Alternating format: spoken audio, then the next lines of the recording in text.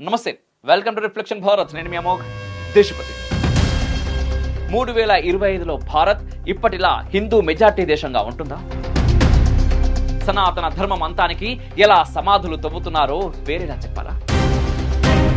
మున్ముందు బ్యూరోక్రాట్స్ కూడా హిందూ ధర్మానికి మృత్యు శాసనాలు అవుతారా? ఒకవైపు హిందువుల అనైక్యత అయోమయం, మరోవైపు తమని తాము మైనార్టీలుగా చెప్పుకునే వారి ప్రపంచ వ్యాప్త నెట్వర్క్. యూపీఎస్సీ పరీక్షలు మొదలు వివిధ హైకోర్టులు, సుప్రీంకోర్టుల వరకు కూడా మత మాఫియా నడుస్తున్నది. అసలు ముస్లింస్ అన్ని వ్యవస్థల్లోకి ఒక వ్యూహం ప్రకారం ప్రవేశిస్తున్నారా?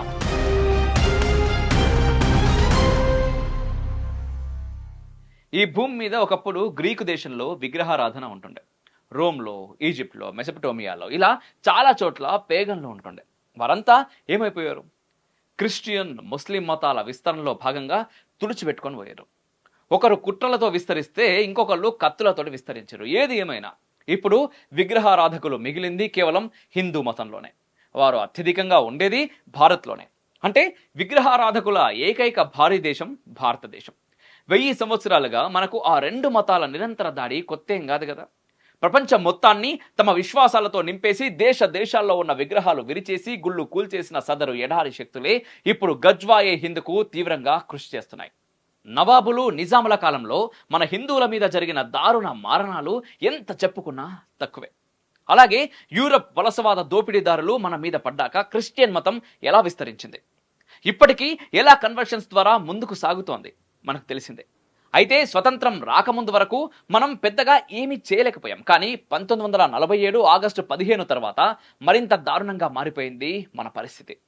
మన తాత ముత్తాతలు తరతరాలు జిజియా వంటి పన్నులు కట్టి తమ భుజాల మీద జంధ్యాల్ని, నుదుటిన విభూది రేఖల్ని, నిలువు నామాల్ని కాపాడుకున్నారు. ఎంతో మంది స్త్రీమూర్తులు ప్రాణ మానాలు పోయినా పాపిట్లో సింధూరం పోనివ్వలేదు. 1000 సంవత్సరాల సంస్కృతి, సంప్రదాయం, సనాతన వారసత్వం గత 80 ఏళ్లలో అత్యంత వేగంగా కొట్టుకుపోతోంది. దానికి కావాల్సిందంతా మన సెక్యులర్ ప్రజాస్వామ్య పాలకులే చేసి పెడుతున్నారు కూడా. అదే పెద్ద విషాదం. 2025 నుంచి భవిష్యత్తులోకి భూతద్దంతో చూస్తే 3025లో భారత్ ఇప్పటిలా హిందూ మెజార్టీ దేశంగా ఉంటుందా? జాతీయవాద, హిందుత్వవాద సనాతనలు ఎవ్వరూ ఉంటుందని గట్టిగా చెప్పలేని దుస్థితి మనది. బెంగాల్ మొదలు కేరళ దాకా, కాశ్మీర్ మొదలు అస్సాం దాకా ఎవరి సంఖ్య విపరీతంగా పెరిగిపోతుందో ప్రత్యేకంగా చెప్పాలన్నా.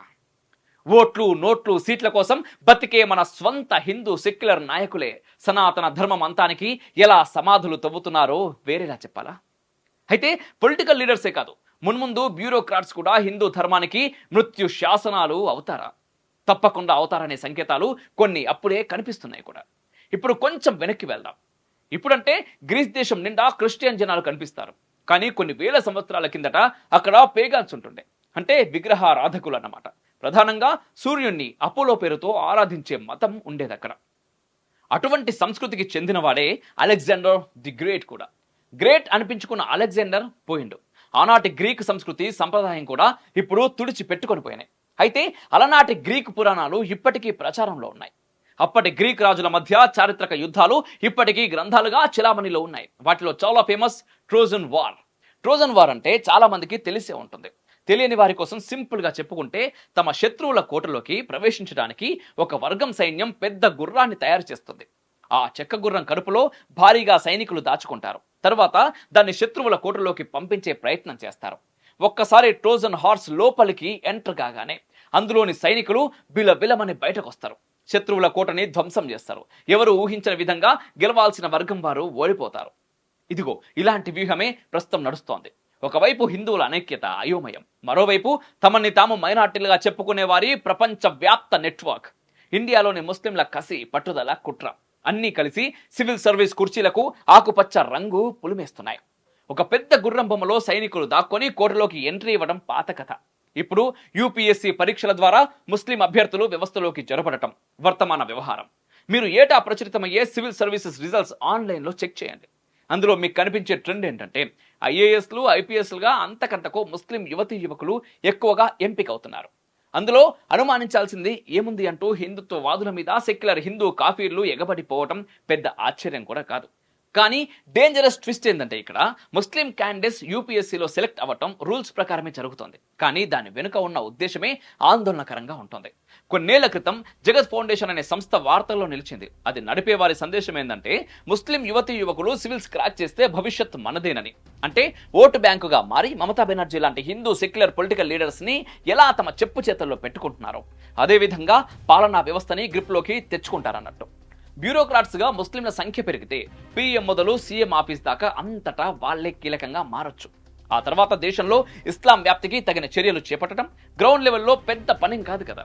ఓట్లతో పై స్థాయిలోని రాజకీయ నేతల్ని సివిల్స్ పరీక్షల సాయంతో కింది స్థాయిలోని అధికారుల్ని మేనేజ్ చేయడం ప్రజాస్వామ్యబద్ధమైన జిహాద్గా చెప్పుకోవచ్చు.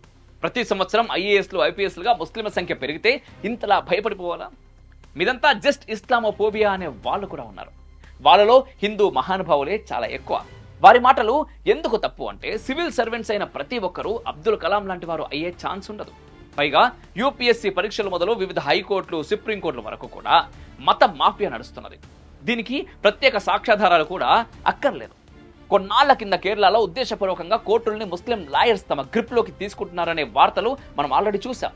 ఆ వార్తలు నిజం కాదని వాదించేవారు ఎలాగో ఉంటారు. వారిని పక్కన పెడితే అసలు ముస్లిమ్స్ అన్ని వ్యవస్థల్లోకి ఒక వ్యూహం ప్రకారం ప్రవేశిస్తున్నారా? ఈ ప్రశ్నకు సమాధానం నిస్సందేహంగా అవుననే.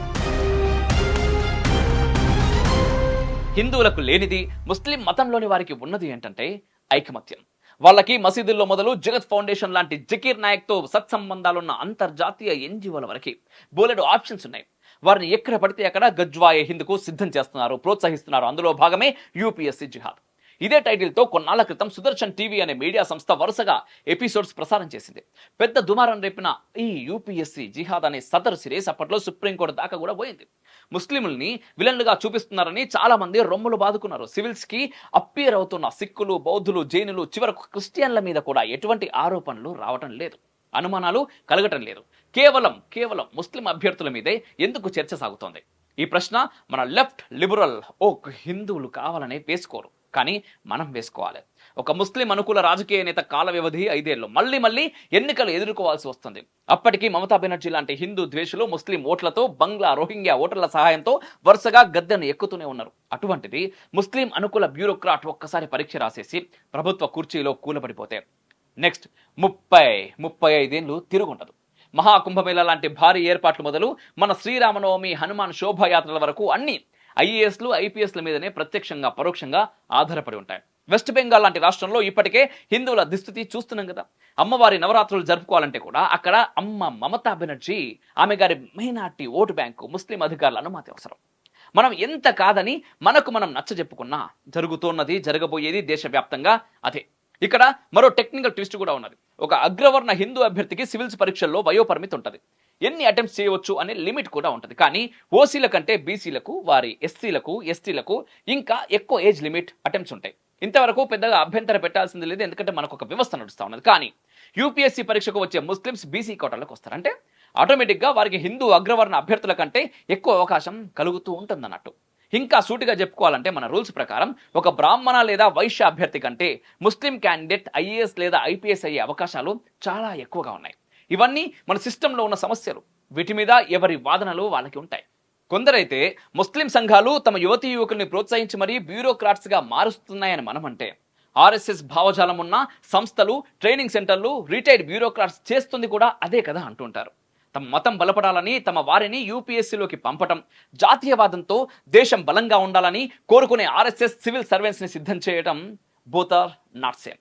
ఇంతకీ చివరగా మనం తేల్చుకోవాల్సింది ఏంటంటే, ముస్లిమ్స్ రూల్స్ ప్రకారం యూపీఎస్సీ ఎగ్జామ్స్ ని క్రాక్ చేస్తే అది ఎంత మాత్రం తప్పు కాదు. ఆ తర్వాత వారు బ్యూరోక్రాట్స్గా దేశం కోసం పనిచేస్తే చాలా సంతోషమే. కానీ వారు తమ మతం కోసం తమ అధికారం వినియోగించి హిందూ ద్వేషం, సనాతన అంతం కోసం కత్తిదూస్తే అప్పుడు నిజంగా మనం చేయగలిగింది కూడా ఏముండదు. రాజకీయ నేతలైతే ఎన్నికల్లో ఓడించొచ్చు, ప్రజాస్వామ్య ప్రభుత్వానికి వెన్నెముక లాంటి బ్యూరోక్రాట్స్కి అటువంటి అడ్డంకులు, అగ్ని పరీక్షలు ఏముండవు. ఇక్కడ ఇప్పుడు మిగిలిందల్లా జాతీయవాదులు, హిందుత్వవాదులు యూపీఎస్సీ మీద కూడా దృష్టి పెట్టాలి. అక్కడ కూడా వీలైనన్ని ఉద్యోగాల్ని ఒడిసిపట్టాలి. రూల్స్ ఎవరికి అనుకూలంగా అనుకోకుండా, బాధపడకుండా, భయపడకుండా బ్యూరోక్రసీ కురుక్షేత్రంలోకి కూడా నేషనలిస్టులు దిగాలి. దేశభక్తి అంటే గన్ను పట్టడమే కాదు, పెన్ను పట్టుడు కూడా. దేశ సరిహద్దుల్లో మంచులో మండే, ఎండల్లో అదరక బెదరక నిలిచే జవాన్లు ఎంత ముఖ్యమో అంతే ముఖ్యం, అంతకన్నా ముఖ్యం ఏసీ గదుల్లో పీఎంఓ, సీఎంఓ, కలెక్టరేట్లు, సెక్రటేరియట్లలో కూర్చొని పనిచేసే ప్రభుత్వ అధికారులు. అన్ని చోట్ల జాతీయవాదులు ఉంటేనే దేశం భద్రంగా ఉంటుంది. జాతీయవాదుల్లో హిందువులే కాదు, ముస్లింలు, క్రిస్టియన్లు, సిక్కులు అందరూ ఉంటారు. మతం ఇక్కడ ప్రధానం కాదు. కానీ ఏ మతంలోని మత పిచ్చి ఉన్నవాడైనా పవర్ఫుల్ కుర్చీలోకి చేరకుండా ఉండటం మాత్రం చాలా చాలా చాలా అవసరం. ఉన్మాది రెచ్చిపోవద్దంటే నిజాయితీపరుడు, ధైర్యవంతుడు ముందుగా నిద్రలేచి నిలబడాలి. వందే మాత్రమని నినదించాలి. ఇండియాలో చదివి మంచి ప్యాకేజ్ వస్తే అమెరికా చెక్కేసే ముందు మరోసారి ఆలోచించుకోవాల్సిన సమయం ఇప్పుడు ఆసన్నమైంది. జీవితం అంటే చెక్కులు, బ్యాంక్ బ్యాలెన్స్లు మాత్రమే కాదు. దేశం ధర్మమే అసలైన జీవితం. దేశం ధర్మం సాఫ్ట్వేర్ కాదు. హార్డ్ కోర్ ఉద్యోగాలు చేయమంటే తెలివైన యువతీ యువకులు అందుకు సిద్ధపడాలి. భారతమాత పాదాలు వదిలి డాలర్ల వేటలో ఎవరైనా పరుగులు తీస్తారు.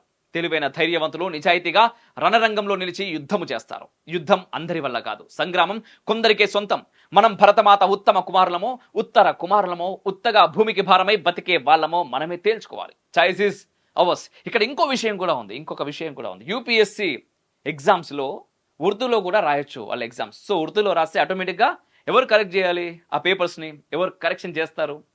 ఎవరు మార్కులు వేస్తారు? రాసిన వాడు ఎవరు? చేసేవారు ఎవరు? రిజల్ట్ ఇచ్చేవారు ఎవరు? అధికారం మీద కూర్చోనేది ఎవరు? ఎవరిపైన కూర్చుంటారు? ఇదంతా ఆలోచించాల్సింది ఎవరు?